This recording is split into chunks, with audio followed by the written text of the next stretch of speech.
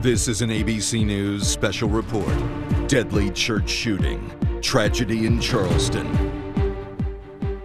Good afternoon, everyone. I'm Amy Robach. We're on the air right now because President Obama is about to make a statement on that deadly church shooting in Charleston, South Carolina last night. The breaking news at this hour, the suspect, this man, take a look at him, 21-year-old Dylan Ruff, has just been captured in Shelby, North Carolina. He was arrested at a traffic stop. It's about 3.5 hours from Charleston, South Carolina. Police telling us that a citizen saw this vehicle, that black Hyundai, and called the police, who then made the arrest. And police are saying that Ruff was cooperative as he was being arrested. Police say that Ruff walked into the historic Mother Emanuel AME Church last night. He sat there for nearly an hour at Bible study and then opened fire, killing 9 people, 6 women and 3 men, including the church's pastor, Clementa Pinckney, who is also a prominent state senator there in Charleston, South Carolina. Let's go now to ABC's chief White House correspondent, Jonathan Karl, who has been waiting for the president to speak in the briefing room there. And Jonathan, we're told the president has already made several phone calls. The president's been making several phone calls to folks, leaders in the community. We know he has reached out to the mayor of Charleston. He's also reached out to the minority leader in the state Senate in South Carolina, who served in the state Senate with Pastor Pinckney, expressing his condolences. We're told to expect a short statement here, a short and somber statement, echoing the words of his attorney general, who a short while ago said, "We will do everything in our power to help heal this community and make it whole again."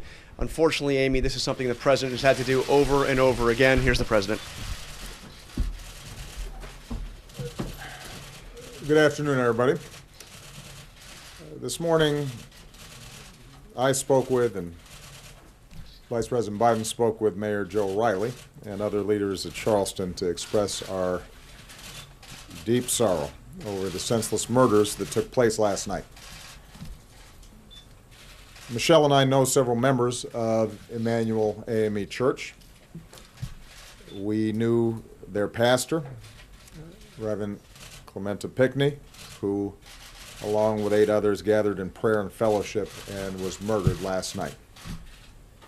And to say our thoughts and prayers are with them and their families and their community doesn't say enough to convey the heartache and the sadness and the anger that we feel.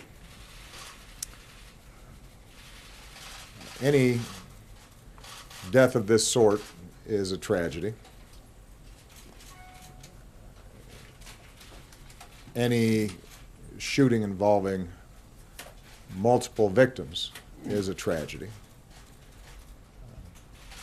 There is something particularly heartbreaking about a death happening in a place in which we seek solace and we seek peace,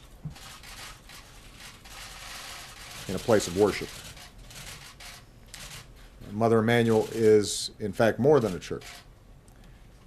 This is a place of worship that was founded by African Americans seeking liberty.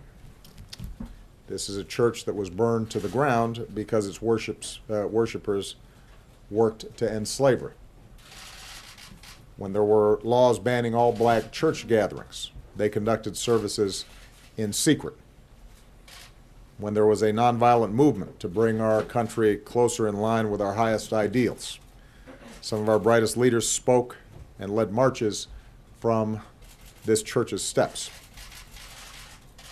This is a sacred place in the history of Charleston and in the history of America. The FBI is now on the scene with local police, and more of the Bureau's best are on the way to join them. The Attorney General has announced plans for the FBI to open a hate crime investigation. We understand that the suspect is in custody, and I'll let the best of law enforcement do its work to make sure that justice is served. Until the investigation is complete, I'm necessarily constrained in terms of talking about the details of the case. But I don't need to be constrained about the emotions that tragedies like this raise. I've had to make statements like this too many times. Communities like this have had to endure tragedies like this too many times.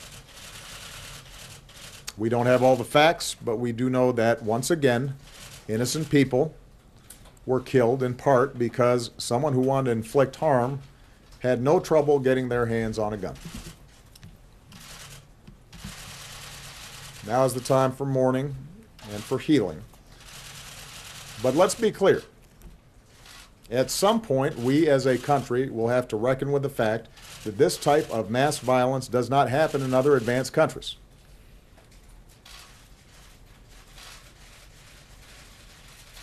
It doesn't happen in other places with this kind of frequency. And it is in our power to do something about it. I say that recognizing the politics in this town foreclose a lot of those avenues right now. But it'd be wrong for us not to acknowledge it. And at some point, it's going to be important for the American people to come to grips with it. And for us to be able to shift how we think about the issue of gun violence collectively. The fact that this took place in a black church obviously also raises questions about a dark part of our history. This is not the first time that black churches have been attacked. And we know that hatred across races and faiths pose a particular threat to our democracy and our ideals. The good news is I am confident that the outpouring of unity and strength and fellowship and love across Charleston today, from all races, from all faiths, from all places of worship, indicates the degree to which those old vestiges of hatred can be overcome. That certainly was Dr. King's hope just over 50 years ago, after 4 little girls were killed in a bombing in a black church in Birmingham, Alabama. He said they lived meaningful lives and they died nobly. They say to each of us, Dr. King said, black and white alike, that we must substitute courage for caution. They say to us that we must be concerned not merely with who murdered them, but about the system, the way of life, the philosophy which produced the murderers. Their death says to us that we must work passionately and unrelentingly for the realization of the American dream. And if one will hold on, he will discover that God walks with him and that God is able to lift you from the fatigue of despair to the buoyancy of hope and transform dark and desolate valleys into sunlit paths of inner peace. Reverend Pigney and his congregation understood that spirit. Their Christian faith compelled them to reach out not just to members of their congregation or to members of their own communities, but to all in need. They opened their doors to strangers who might enter a church in search of healing or redemption. Mother Emanuel Church and its congregation have risen before, from flames, from an earthquake, from other dark times, to give hope to generations of Charlestonians. And with our prayers and our love and the buoyancy of hope, it will rise again now as a place of peace. Thank you. What would you do differently on gun control? An emotional and passionate President Obama addressing the nation, saying that he has had to make that type of statement one too many times, taking on the issues of racial hatred and gun violence in this country. We want to turn now to ABC's Steve Osinsami, who is on the scene there in Charleston, where so many have gathered to mourn the tragic events of last night. Steve? Amy, we're at Morris AME Church, where several hundred people have gathered. It's just a few blocks away from the church where the shootings occurred, where those people were killed. There were people of all races and all faiths here holding hands and singing hymnals, and there are even more people who are inside who are saying that they're not going to be defined by the hate that happened here. Instead, they're going to show that people of Charleston can come together. There is going to be a lot of discussions here, of course, about this because the government is investigating this as a hate crime. There will be a lot of answers that people will expect to hear from this young man as he winds his way through the legal system, and a lot of people who are hoping that they can heal from this and move past this tragedy.